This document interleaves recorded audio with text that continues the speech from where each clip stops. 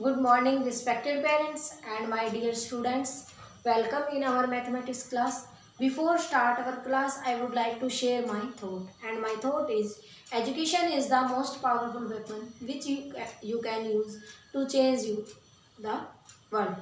देखिए बेटा, इसका मीनिंग होता है कि शिक्षा एक ऐसा हथियार है जिसके द्वारा हम यानी जिसका प्रयोग करके हम पूरे संसार को बदल सकते हैं। शिक्षा ही एकमात्र ऐसा हथियार है बेटा जिसके द्वारा हम पूरे संसार को बदल सकते हैं। आज इसी थॉट के साथ हम अपनी क्लास स्टार्ट करते हैं। Let's start our chapter 13 from NCERT book and the name of the chapter is direct and inverse proportion.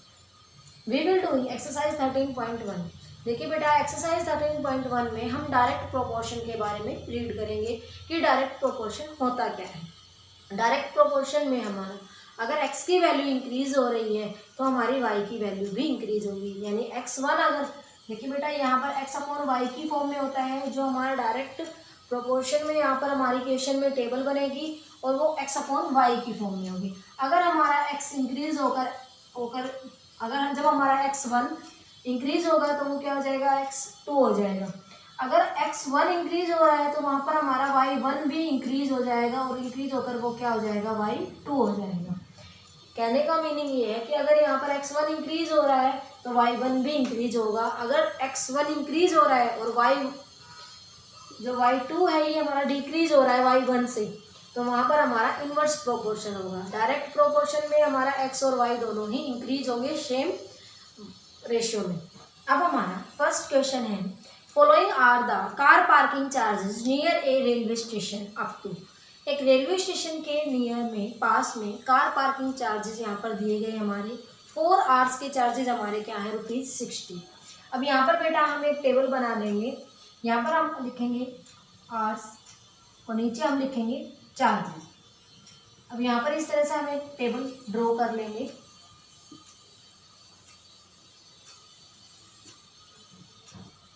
अब इसमें हमारे पास चार्जेस गिवन है कि 4 आवर्स के हमारे चार्जेस क्या है, ₹60 और 8 आवर्स के चार्जेस हमारे क्या है, 100। 12 आवर्स के हमारे चार्जेस हैं 140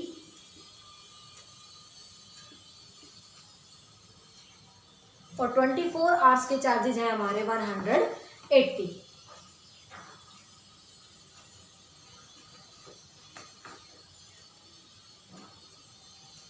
अब हमें इस क्वेश्चन में क्या बताना है कि check if the parking charges are in direct proportion to the parking time.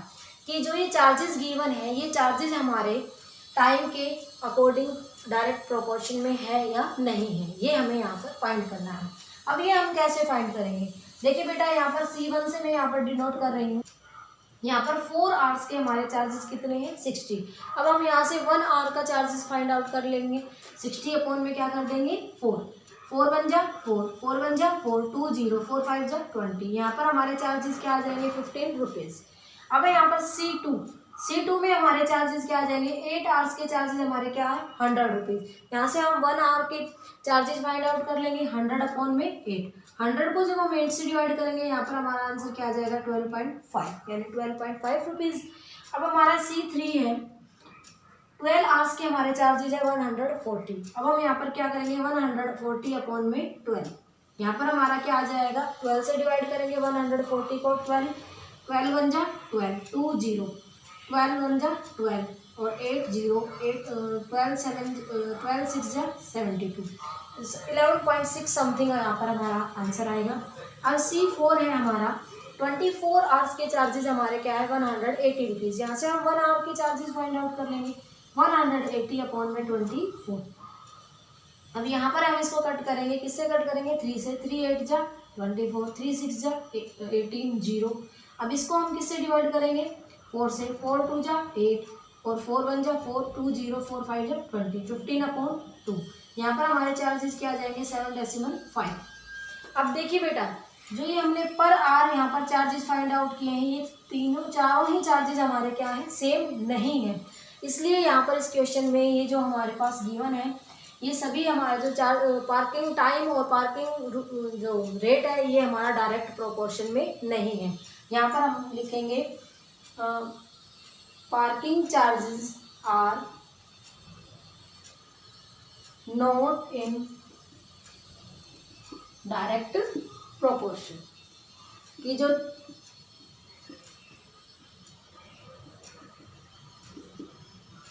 जो यहाँ पर हमारा पार्किंग टाइम और पार्किंग चार्जेस दिए गए हैं वो हमारे डायरेक्ट प्रोपोर्शन में नहीं है।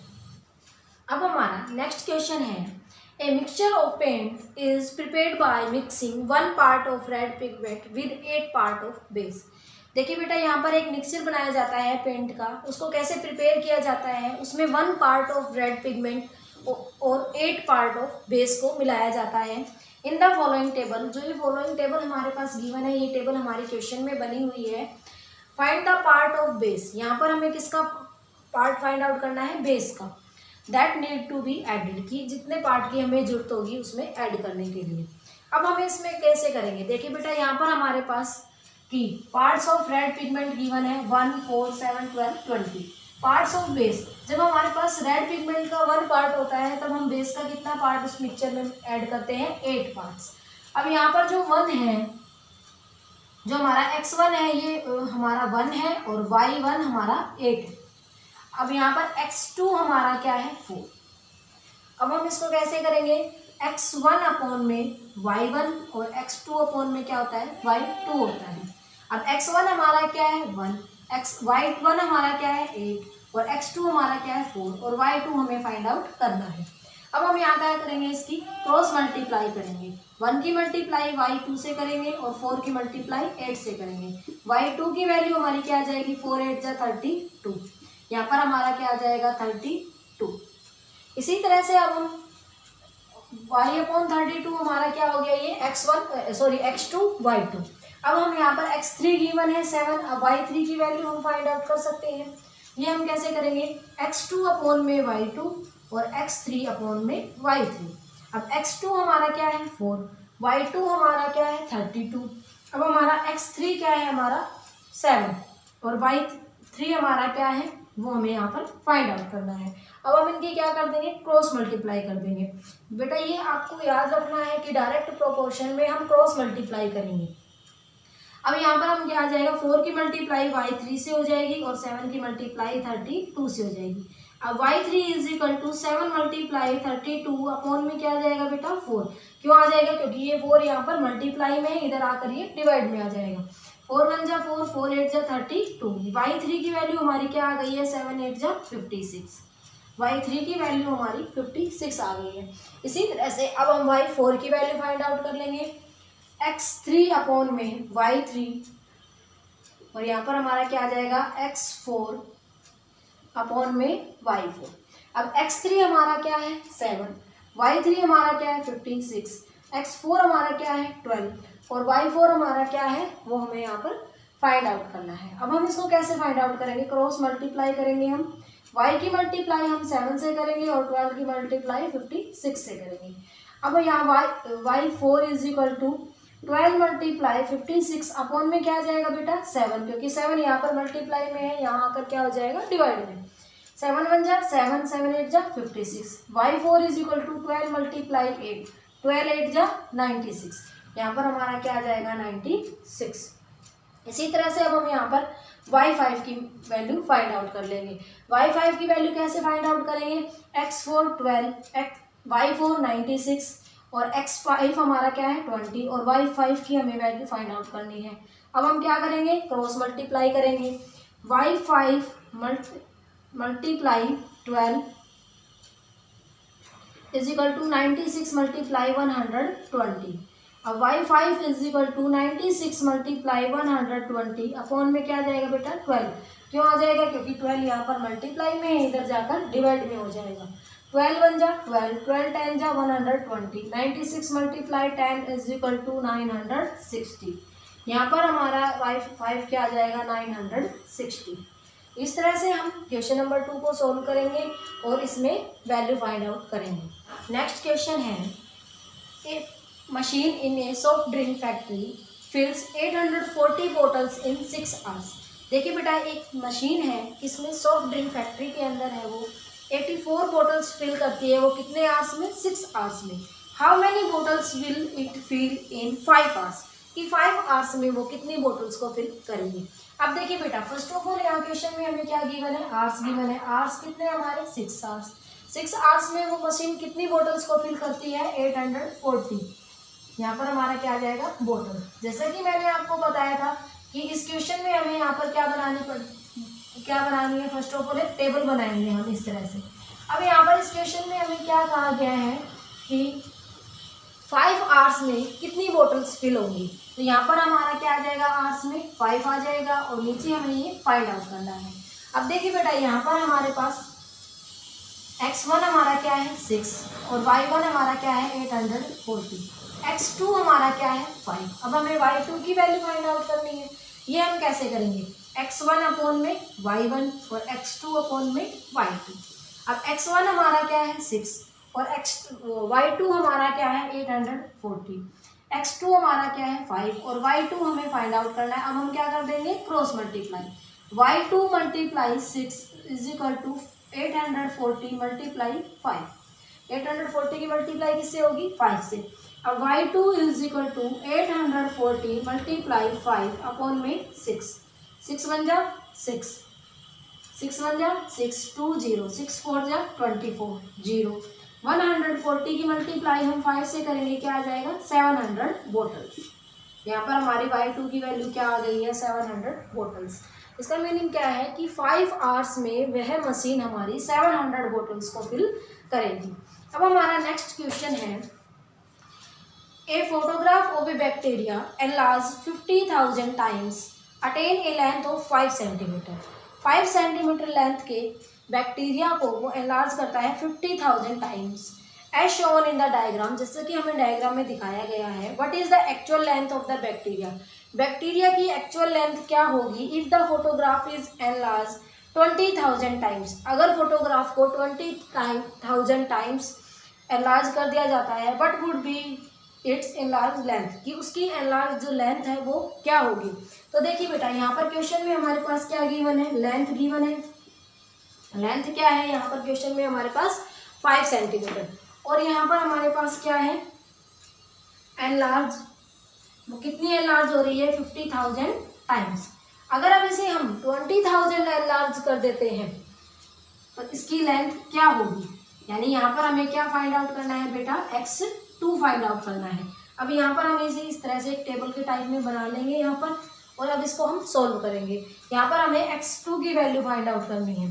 तो यहाँ पर हमें x1 गिवन है, वो हमारा 5 सेंटीमीटर है, y1 गिवन है, वो हमारा 50,000 है, और यहाँ पर हमारा y2 गिवन है जो कि हमारा 20,000 है। अब हम यहाँ पर क्या करेंगे, x1 अपॉन में y1, 5 अपॉन में 50,000 और x2 अपॉन में 20,000। अब हम क्या कर देंगे, क्रॉस मल्टीप्लाई कर देंगे। 5 multiply 20,000 is equal to x2 multiply 50,000। अब देखिए बेटा, अब हम इसको यहाँ से x2 की वैल्यू फाइंड आउट कर लेंगे। x2 is equal to 5 multiply 20,000 upon में 50,000। यहाँ पर हमारा क्या आ जाएगा 2 और यहाँ पर 5 को 5 से डिवाइड करेंगे और x2 की वैल्यू हमारी यहाँ पर क्या आ गई है 2 सेंटीमीटर। यहाँ पर हमारा आंसर क्या आ जाएगा 2 सेंटीमीटर। अब हमारा नेक्स्ट क्वेश्चन है, in a model of a ship, एक शिप के मॉडल में the mast is 9 centimetre high, जो मस्ट है उसका वो 9 सेंटीमीटर ऊंचा है, while the mast of the actual ship is 12 metre high, और वो एक्चुअल शिप में वो मस्ट कितना हाइट पर होना चाहिए था 12 मीटर हाइट पर। If the length of the ship is, अगर शिप की लेंथ 28 मीटर है तो मॉडल शिप की लेंथ हमारी क्या होगी। तो यहाँ पर देखिए बेटा, क्वेश्चन में हमें 12 मीटर क्या गिवन है, एक्चुअल लेंथ गिवन है, और मॉडल शिप की लेंथ हमें क्या गिवन है 9 सेंटीमीटर, ये सेंटीमीटर में गिवन है और यहाँ पर ये मीटर में गिवन है। अगर हमारी एक्चुअल लेंथ 28 मीटर होगी तब हमारी मॉडल लेंथ क्या होगी वो हमें फाइंड आउट करना है। अब देखिए बेटा, यहाँ पर इस क्वेश्चन में हमारे पास x1 गिवन है 12 और y1 हमें गिवन है 9, x2 हमें गिवन है 28 और हमें यहाँ पर y2 फाइंड आउट करना है। ये हम कैसे फाइंड आउट करेंगे, x1 अपॉन में y1, x2 अपॉन में y2। x1 हमारा क्या है 12 और y1 हमारा क्या है 9, x2 हमारा क्या है 28 और y2 हमें यहाँ पर फाइंड आउट करना है। अब हम यहाँ पर क्या करेंगे, क्रॉस मल्टीप्लाई करेंगे। y2 की मल्टीप्लाई हम 12 से करेंगे, 9 की मल्टीप्लाई हम 28 से करेंगे और यहाँ पर इक्वल टू का साइन आएगा। अब y2 is equal to 9 multiply 28 upon में 12। अब हम इसको डिवाइड करेंगे। 3 3 जा 9, 3 4 जा 12, 4 1 जा 4, 4 7 जा 28। y2 हमारे यहाँ पर क्या आ गया 21 सेंटीमीटर। ये हमारा आंसर निकल आया है कि जो मॉडल शिप की लेंथ है वो हमारी क्या होगी 21 सेंटीमीटर। अब हमारा नेक्स्ट क्वेश्चन है कि रश्मि हैज ए रोड मैप। रश्मि के पास एक रोड मैप है with the scale of 1 centimetre representing 18 kilometre. कि 1 सेंटीमीटर किसको रिप्रेजेंट कर रहा है 18 किलोमीटर को। यहाँ पर 1 सेंटीमीटर किसको रिप्रेजेंट कर रहा है 18 किलोमीटर को।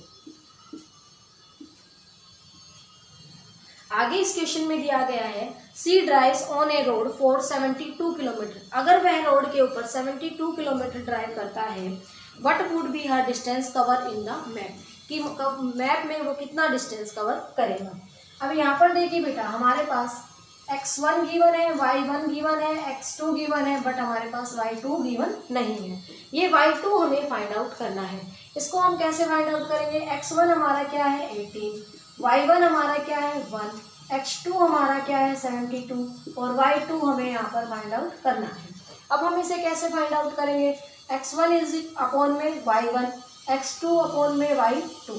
x1 हमारा क्या है 18, y1 हमारा क्या है 1, x2 हमारा क्या है 72 और y2 हमारा क्या है वो हमें फाइंड आउट करना है। अब इसकी हम क्या कर देंगे क्रॉस मल्टीप्लाई। y2 की मल्टीप्लाई हम 18 से करेंगे और 1 की मल्टीप्लाई हम 72 से करेंगे। अब देखिए बेटा y2 is equal to 1 multiply 72 आएगा, 72 अपॉन में 18। y2 इज इक्वल टू 9 2 जा 18, 9 और 9 8 जा 72, 2 1 जा 2, 2 4 जा 8। y2 हमारा क्या आ गया है 4। यानी मैप में उसने कितना डिस्टेंस वो कवर करेगा 4 सेंटीमीटर।